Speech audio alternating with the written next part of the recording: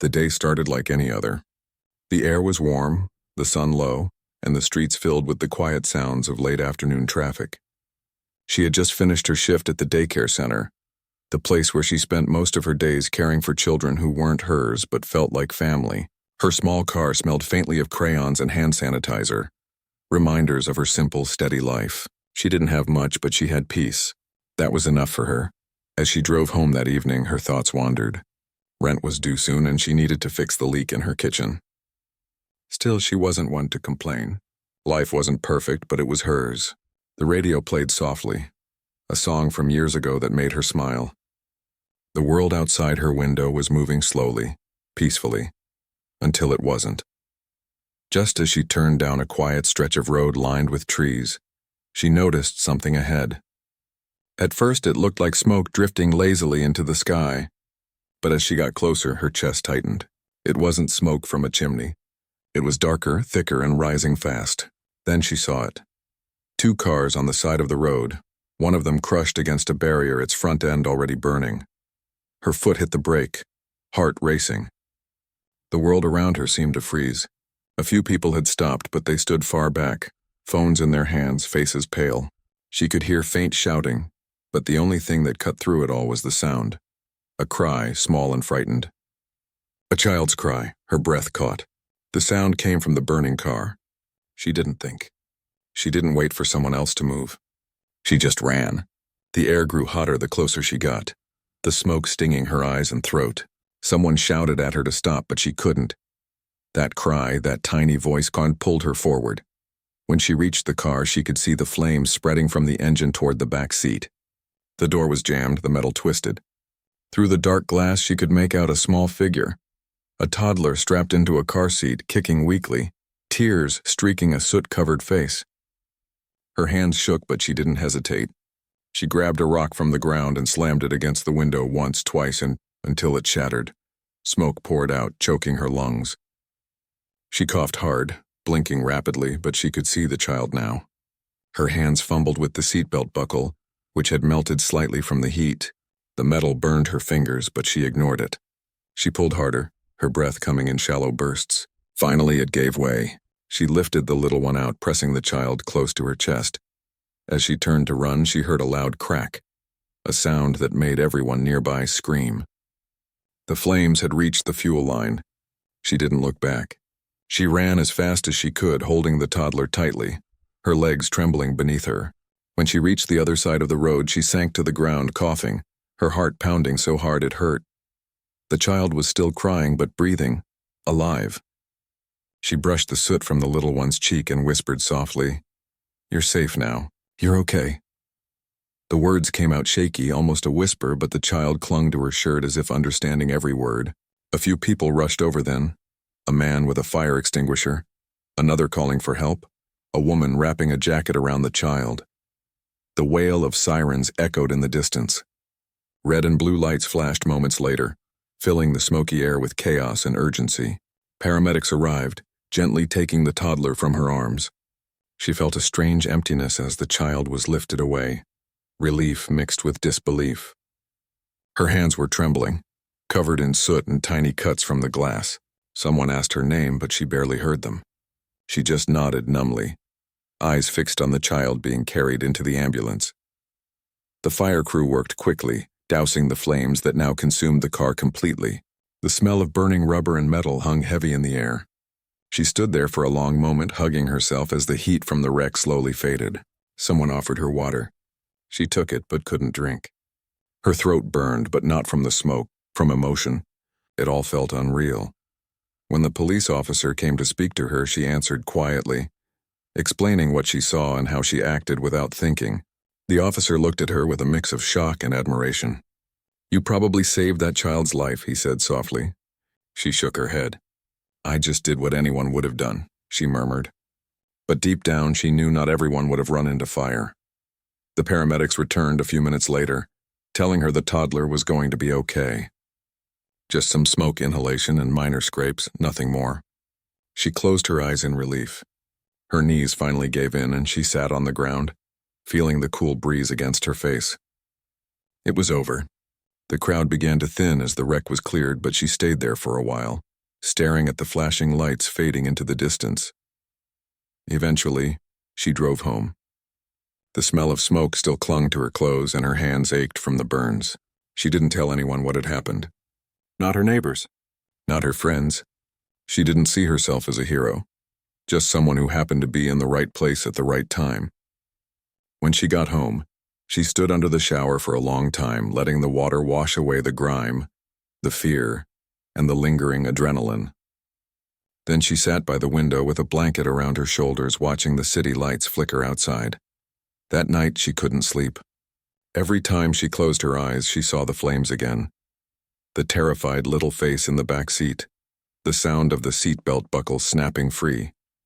She wondered where the child was now, if the parents knew their little one was safe. She didn't expect to ever find out. People like her didn't cross paths with people who drove expensive cars or lived behind gated walls. The story would fade and life would go back to normal. That's what she told herself. The next morning, when she walked into the daycare, everyone was talking about the rescue. Someone had filmed part of it, and it was already on the news.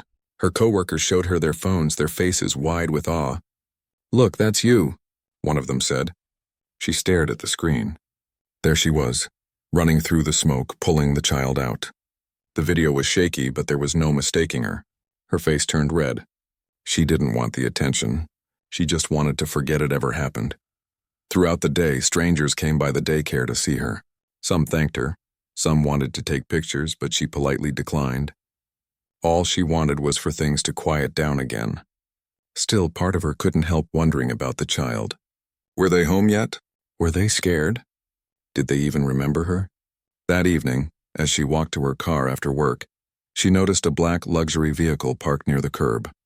It stood out immediately, sleek, spotless, and clearly out of place in the small neighborhood. The tinted window rolled down slightly and a man stepped out. He was tall, wearing a dark suit, and though his expression was calm, his eyes carried something heavy. Worry, maybe, or gratitude. She froze, unsure what to say. He looked at her for a long moment before speaking.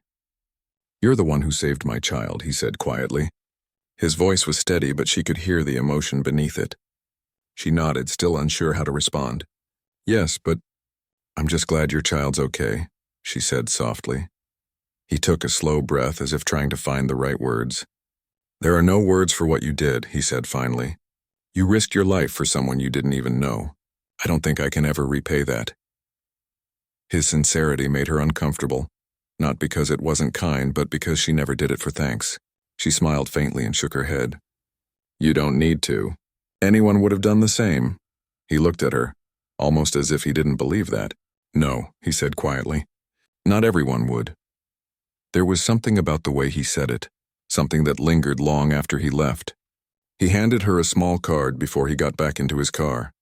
"If you ever need anything at all," he said, and then he was gone. She stood there for a moment, the card in her hand, the sound of the car fading down the street. She didn't know it yet, but that brief encounter was the start of something much larger, something that would soon change her life in ways she could never have imagined. For now, though, she just tucked the card into her pocket and went home, still unaware that her quiet act of courage had set something powerful in motion. That night, the city felt different. Maybe it was her, or maybe the world had shifted just slightly. She lay in bed, the faint smell of smoke still clinging to her hair, the memory of the child's small arms still wrapped around her. She didn't know why, but for the first time in a long while, she felt like her life, once so ordinary, was about to take a turn she couldn't yet see. The morning after the man came to see her, everything still felt like a dream. She had gone back to her routine, though a quiet sense of disbelief followed her through the day. At the daycare, the children laughed and played as usual, but she found her thoughts drifting back to the moment he had stood in front of her, calm, serious, and full of gratitude. She still had his card in her pocket, though she hadn't dared to look at it again. She didn't know much about him, except that he was clearly someone important, the kind of person who lived in a different world, far from her small apartment and modest job. It felt strange, thinking that a single act of courage had connected her to someone like that, but she pushed the thought away. She had no reason to expect to ever see him again. That afternoon, as she was helping one of the children stack blocks, her supervisor came in and said someone wanted to see her. She looked up in surprise. "Who?" she asked. Her supervisor just smiled and nodded toward the front. When she stepped into the lobby, her breath caught. He was standing there again, this time holding a small teddy bear. It was the same man, the child's father. The man whose eyes carried that same mix of warmth and weariness. He smiled slightly when he saw her. "I hope you don't mind me stopping by," he said. "My son's been asking about you." Her heart softened at that. "He's doing okay?" she asked.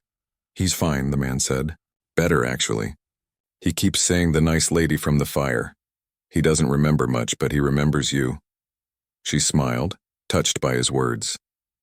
The man handed her the teddy bear. "He wanted you to have this. He said it's his favorite, but he wants you to keep it safe for him." She took the toy gently, smiling. "That's very sweet," she said softly.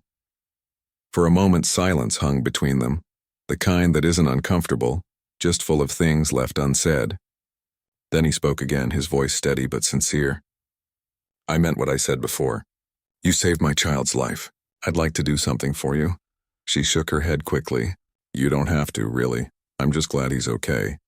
But he didn't look convinced. "It's not about what I have to do," he said quietly. "It's about what I want to do." She didn't know how to respond to that. He seemed kind, genuine, but she didn't want anything in return. She didn't rescue the child expecting a reward. Still, she could see how deeply grateful he was. She thanked him for the visit and walked him to the door. Before leaving, he paused and said, "If you ever change your mind, the offer stands." After he left, she stood there for a while, staring at the teddy bear in her hands. There was something about his presence, calm yet full of quiet intensity, that lingered in her mind. Over the next few days, she thought about him more than she wanted to admit. Not because of who he was, but because of how he spoke. Not like a man used to power, but like someone who had been reminded of something fragile and precious. A week passed before she saw him again. This time he didn't come alone. He arrived with his toddler, who ran toward her the moment they entered the daycare. The little one's laughter filled the room, bright and familiar. She bent down, arms open, and the child hugged her as if they'd known each other for years. The man stood watching with a small smile.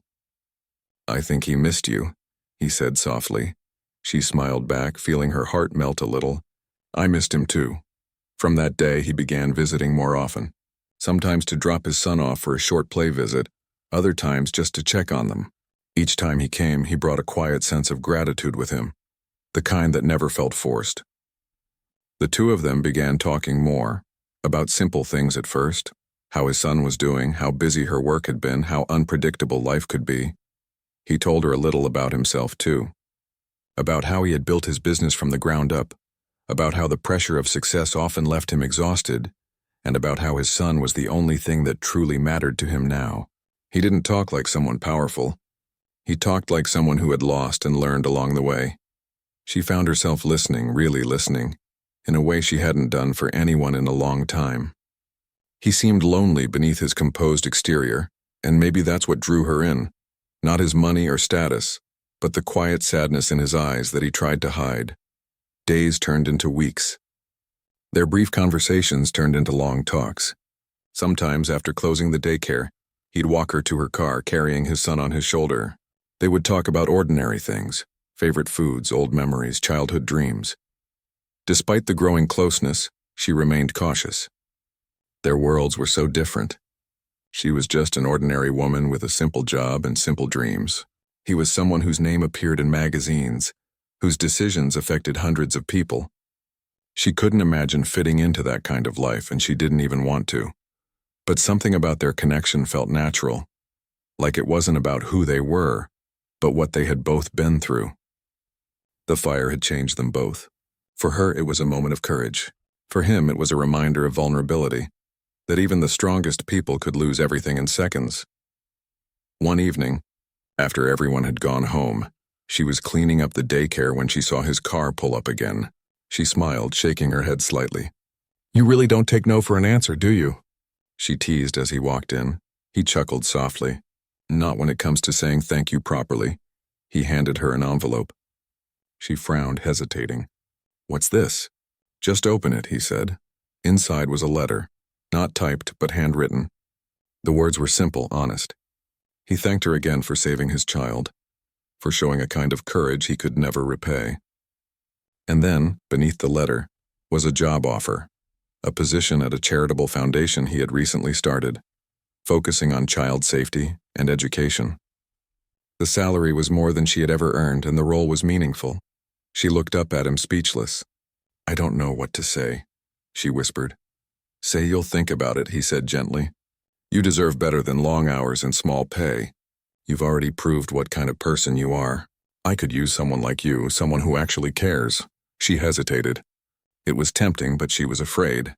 It was a big change, a big world. Still, there was sincerity in his eyes.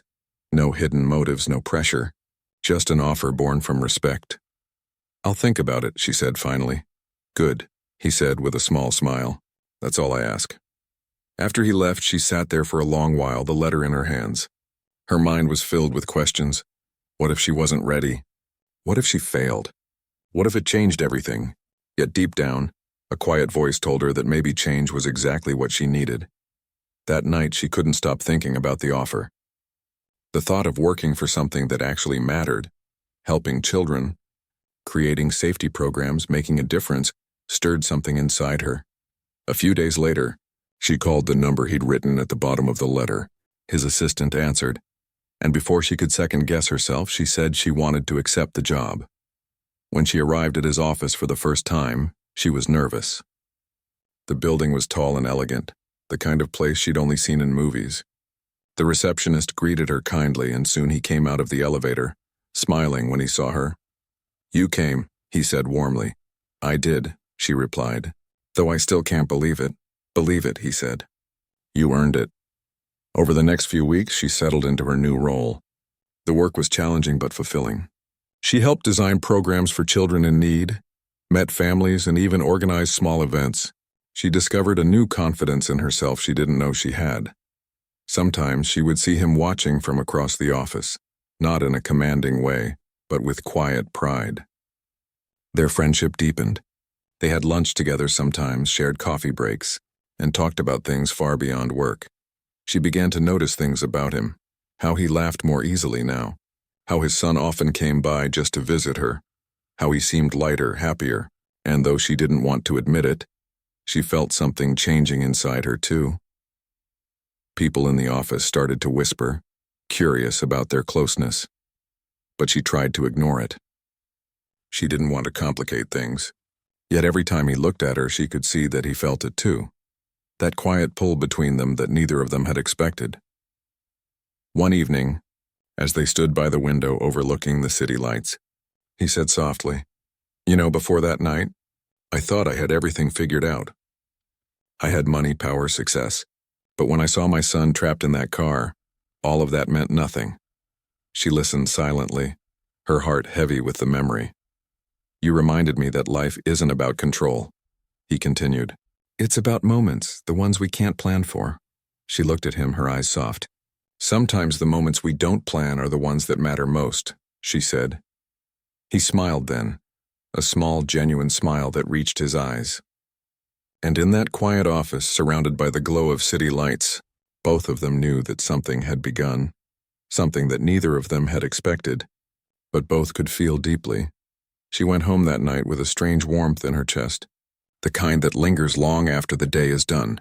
She didn't know what the future would bring, but for the first time, she wasn't afraid of it, because sometimes one brave choice can open the door to a whole new life, even if you never saw it coming. The weeks that followed were full of new beginnings. Her life had taken a turn she never expected. Every morning she walked through the glass doors of that tall building, with a quiet mix of pride and disbelief. The woman who once spent her days chasing toddlers and wiping paint off tiny hands was now part of something bigger, a foundation that helped children across the city. Her days were busy, but in a good way. She planned community events, met parents, worked with schools, and learned things she never thought she'd understand. It wasn't easy, but she loved it. And every time she saw the smiles of children who received help, she felt the same warmth she had felt that night. the one that started it all. He often checked in on her, not in a boss-like way but with genuine care. Sometimes he stopped by her office just to ask how her day was going, or to bring her coffee when she forgot to take a break. At first she tried to keep things professional, but it was impossible not to feel the growing connection between them. He was different from the image people had of him, the powerful man they saw in news articles or online stories. With her, he was just himself. He listened, he laughed, and sometimes, when no one else was around, he let his guard down completely. She could see it in his eyes, the weight he carried, the loneliness behind his calm smile. They began to spend more time together after work. Sometimes it was just walking out of the building together, other times grabbing dinner nearby. Their conversations flowed easily, about life, dreams, regrets, and even fears. She found herself opening up too, telling him things she never told anyone. He didn't judge. He simply listened, and that made her trust him even more. One Friday evening, the foundation hosted a small charity event to raise funds for underprivileged children. It was held at a hotel ballroom, full of soft lights, elegant music, and people dressed in formal clothes. She felt completely out of place at first, tugging nervously at her simple dress. When he walked in, he noticed her immediately. His eyes softened and he smiled in a way that made her heart skip. "You look perfect," he said quietly as he reached her side. She laughed nervously. "Perfect is a big word," she said. "Then I'll say real," he replied. "You look real, and that's rare here." Throughout the evening, she helped greet guests and coordinate things. But every time their eyes met across the room, it felt like the rest of the crowd disappeared. When he gave his short speech, thanking everyone for their support, he looked at her for a brief second, just long enough for her to know that his words were not just about charity. After the event ended, he walked her out to the parking lot. The night was quiet, the air cool. They stood there for a moment, the city lights glowing behind them. "Tonight went well," she said softly. "It did," he agreed. "Because of you?" She shook her head. "It's not just me." He smiled a little. "You still don't see what you've become, do you?" "What do you mean?" "You've changed more lives than you realize," he said. "Including mine?" She looked away, her heart fluttering in her chest. She didn't know what to say. She wanted to thank him, to tell him what his kindness had meant to her, but words felt too small for that moment. Then he said something she didn't expect. "Would you have dinner with me sometime?" Her breath caught. "Dinner?" He nodded, smiling gently. "Not as your boss. As a friend, maybe more than a friend." She didn't answer right away. Part of her wanted to say yes instantly. The other part hesitated.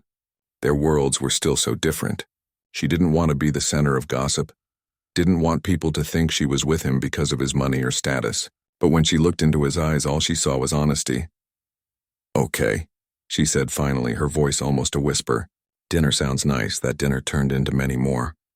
They started meeting quietly, away from attention. Simple places, a small cafe, a park, sometimes even at the foundation after everyone had gone home. They talked about everything. He told her about his past, how success had cost him peace, how fame made him trust people less, how his son had become the only light in his life. She shared her own struggles, how she grew up without much, how she worked 2 jobs to survive, how she often felt invisible in a world that rewarded the loudest voices. With each conversation, they found pieces of themselves in each other. They laughed easily, sometimes over silly things, sometimes over shared dreams. He'd bring her coffee in the mornings, and she'd leave small notes for him on his desk when she saw he was stressed. But not everyone saw their bond the same way. Soon, whispers began spreading in the office. People started looking at her differently, curious, judgmental. They talked quietly when she walked by, pretending to smile to her face. She tried to ignore it, but it wasn't easy. One afternoon, she overheard 2 people from another department saying that she had found her way up through charm, not work. The words stung deeply. That night she couldn't sleep. She didn't want to be seen as someone who used someone's kindness for her own gain. She wanted to be respected for her heart, her work, her effort, not her connection to him. The next morning she went to see him. He noticed the worry in her eyes right away. "What's wrong?" he asked gently. She hesitated, then said, "People are talking." I don't want anyone to think I'm here because of you. He sighed, looking down for a moment. I was afraid this would happen, he said quietly. People always talk when they see something they don't understand. I don't want to be a problem for you, she said. He shook his head. You're not a problem. You're the best thing that's happened to me in a long time. She looked at him, torn between gratitude and fear. But your reputation, let them talk, he interrupted softly. I've learned something about people. They'll always find a reason to judge. What matters is what's true. His calm tone made her heart ache. She wanted to believe him, but part of her still felt uneasy. He noticed her hesitation and said gently, If it ever becomes too much, I'll step back. I'd never want to make your life harder. She shook her head quickly. No, please don't do that. I just needed to say it out loud. For a while, they both stayed quiet, just looking at each other. Then he said softly, You're stronger than you think. The days moved on, and slowly the whispers faded. People found new things to gossip about, as they always did. Their bond remained steady, deeper now that they had faced something together. She spent more time with his son, too, who had grown attached to her. The boy would run into her arms whenever she visited their home, laughing and calling her his hero. Those moments made her heart full. She loved how natural it felt, being around them, feeling like she belonged. One weekend, he invited her to join them at a community event the foundation was sponsoring. It was a sunny afternoon, full of families, music, and laughter. She spent most of the day helping organize activities for the children, while he handled the press. But every now and then their eyes met from across the field, and they'd share a smile that said more than words could. Later that evening, after the event ended, they sat on a park bench while his son played nearby. The setting sun painted the sky in soft orange tones. You've changed everything, he said quietly. She looked at him, puzzled. What do you mean? I used to believe that people only cared about what I had. Money, power, the image of success. But then you came along and you didn't care about any of that. You just cared about what was real. She felt her throat tighten. Maybe that's what everyone really wants, she said softly. Something real. He nodded slowly, his gaze thoughtful. You gave me that. She didn't know what to say, so she just smiled, her heart full but fragile. That night as she lay in bed, she realized how much her life had changed since that one act of courage. She had saved a child, but somehow that moment had also saved her. It had given her a new purpose, a new chance to see life differently. But she also knew something else. Feelings like theirs didn't come without challenges. Deep down, she sensed that life would soon test them again. Still, she wasn't afraid anymore, because for the first time she felt seen. Not as the woman who ran into a burning car, not as the girl from a small apartment, but as someone who mattered, and though she didn't know where their story was heading, she knew this and whatever came next. It had already changed her life forever. The months after their first meeting passed faster than either of them expected. What had started as a few conversations and visits soon became a quiet part of both their lives. The man who once lived in boardrooms and airports began to find himself looking forward to short, unplanned visits to the daycare. Sometimes he came to see his son, but other times he stayed a little longer, talking to the woman who had changed everything. Their bond grew, but neither said much about it. She didn't want to imagine something that might not be real, and he was too careful to make promises he didn't understand yet. But in those small moments, her laughter when his son tried to feed her cookies, or the way he looked at her when she spoke kindly to others, something unspoken began to form between them. Still, life wasn't about to let either of them forget how unpredictable it could be. One afternoon, he arrived at the daycare looking unusually quiet. His smile seemed forced, his shoulders heavy. She noticed right away and asked gently if everything was okay. He hesitated before answering, as if the weight of his world had suddenly become too much to explain. Just a few problems at work, he said, brushing it off.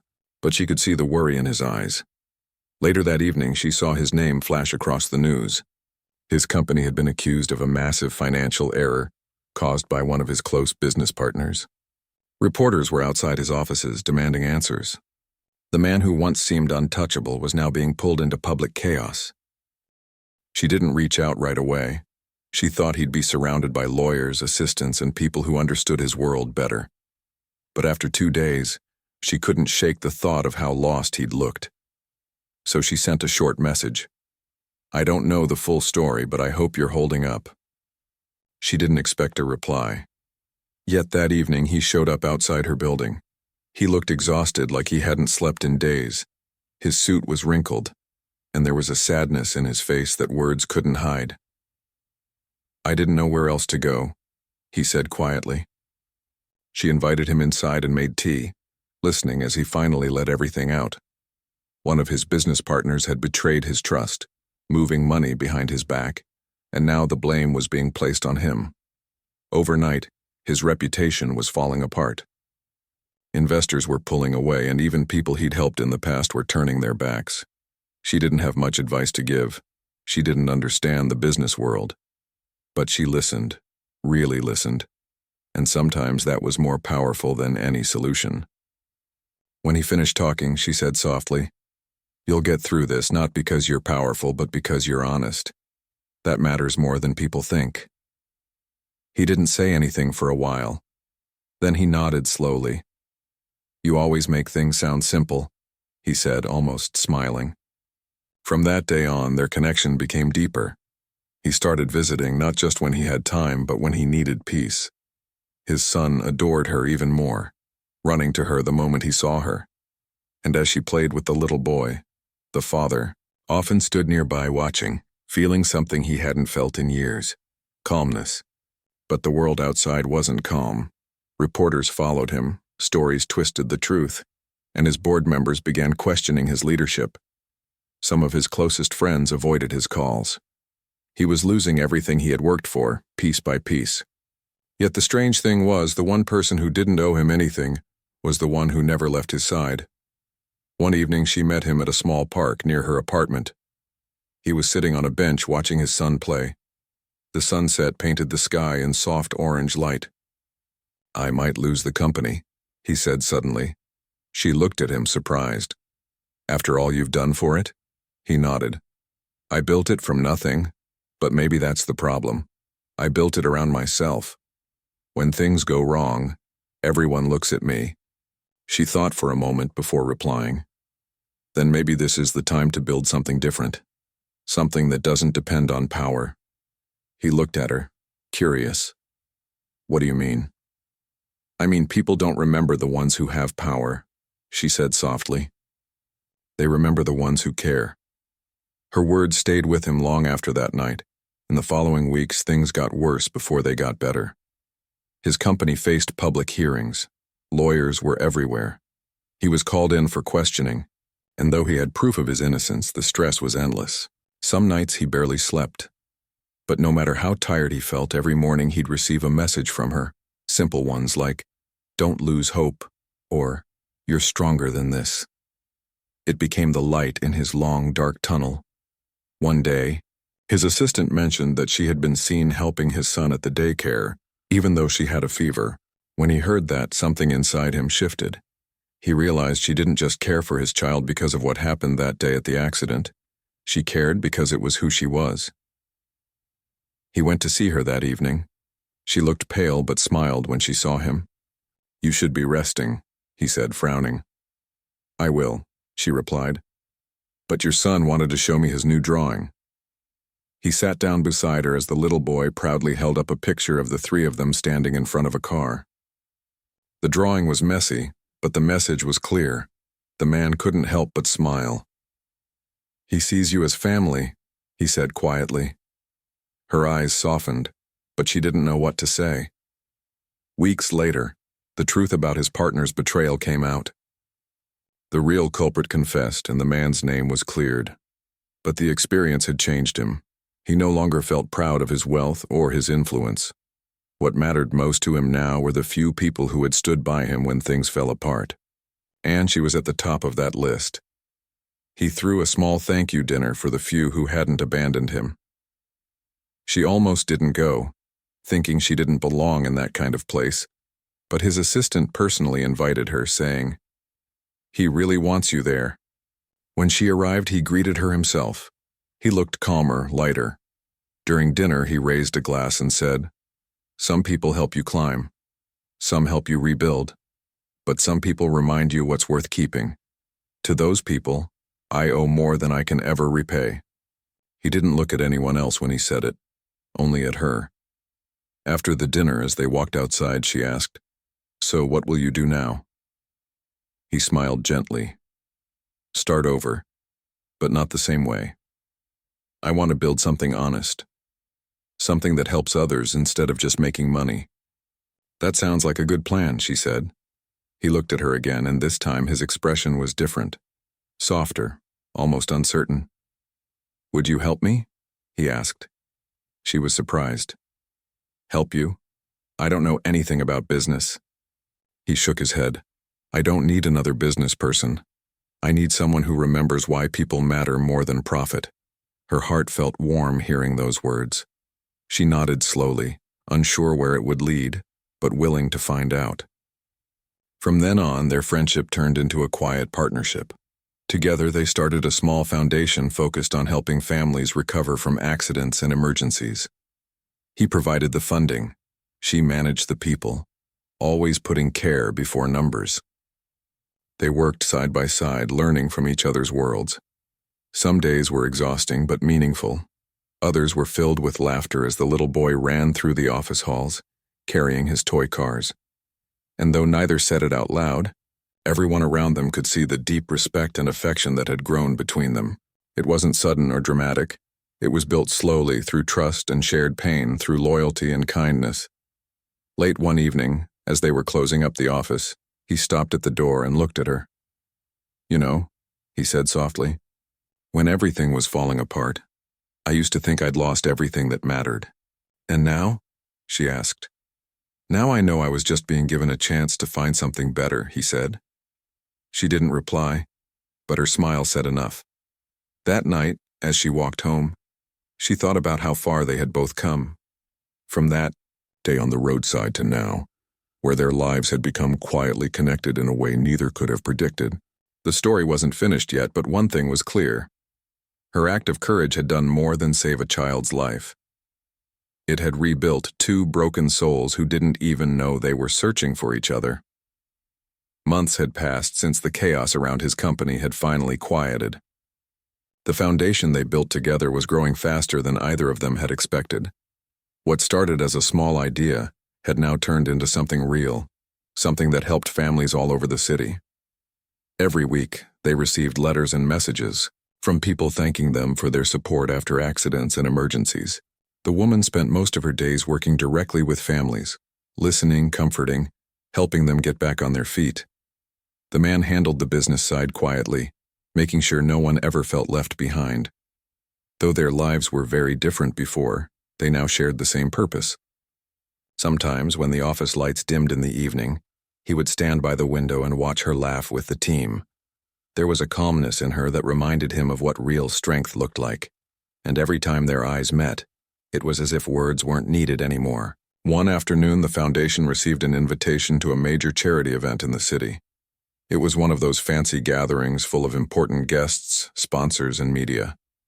He wanted her to attend with him, not because he needed a partner for the event, but because he wanted the world to know who truly started it all. At first, she hesitated. "I don't belong in those places," she said. He smiled gently. "You belong exactly where you've earned to be.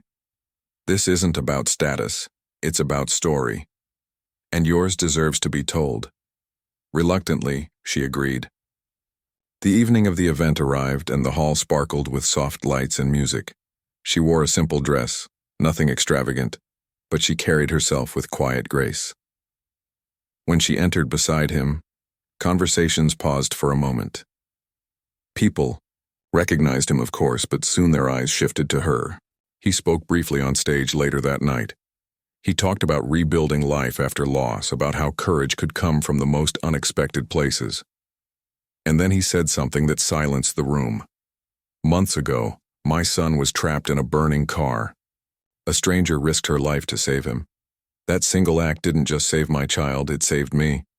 It reminded me what it means to be human. Tonight, that person stands here, not as a guest, but as the reason this foundation exists." He turned toward her, his eyes soft but steady. "I owe her more than I can ever repay." The audience rose in applause, but she barely heard it. Her heart was pounding. She wasn't used to attention, she never wanted it. But when she looked at him, she saw no pride or showmanship, just honesty. He truly meant every word. After the event, as the crowd slowly thinned out, they stepped outside for some quiet air. The city lights shimmered around them. "You didn't have to say all that," she said shyly. "I did," he replied. "Because it's true." They stood silently for a while. Then he spoke again, his voice lower. "That day when you pulled my son out of that car, I thought it was just luck that you were there. But now I know it wasn't luck. It was fate. You didn't just save a life, you gave mine direction again." She turned toward him, caught off guard.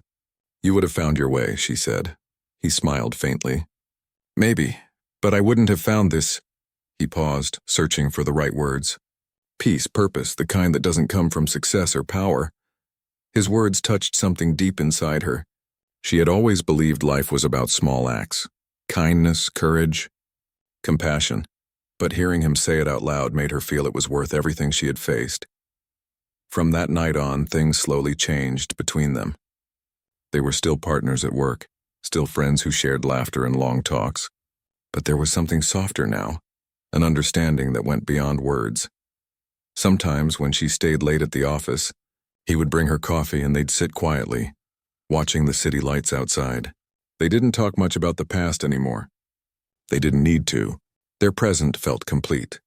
One evening, near the end of winter, he asked her to join him and his son for dinner.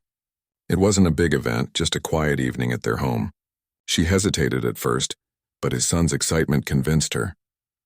When she arrived, the little boy ran up and hugged her tightly, holding a small drawing.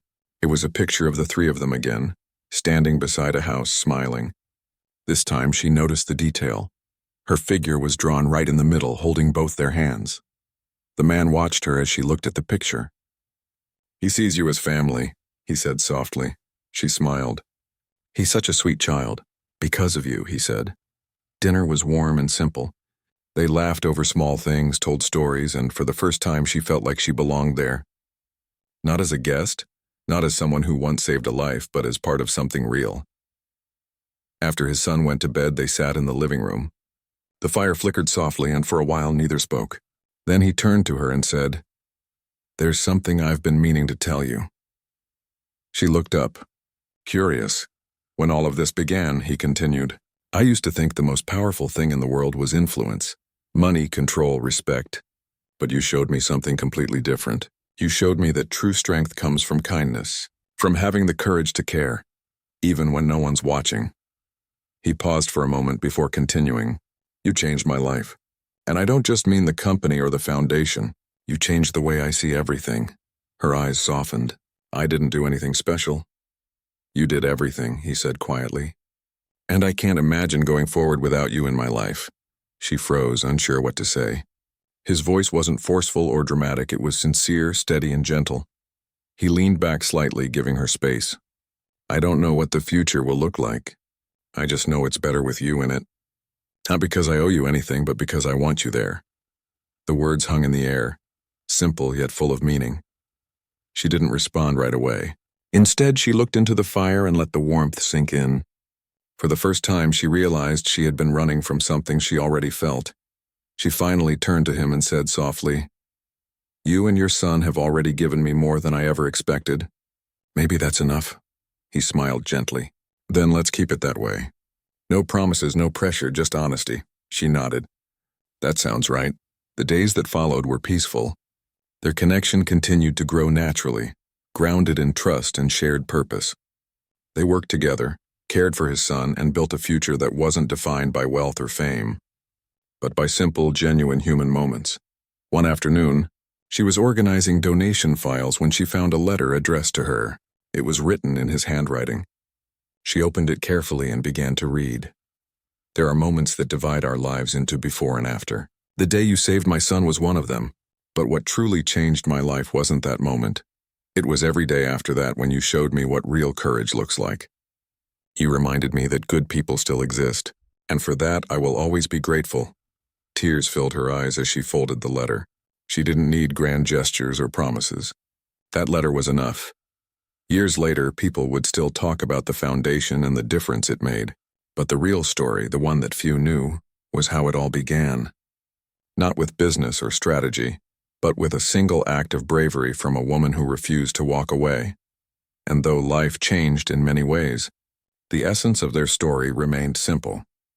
Two hearts that found each other not through chance, but through compassion. He often said that she had saved his son's life. But she knew deep down that what they gave each other went far beyond rescue. It was hope. It was healing. It was a reminder that sometimes the smallest act of courage can open the door to the most unexpected forever.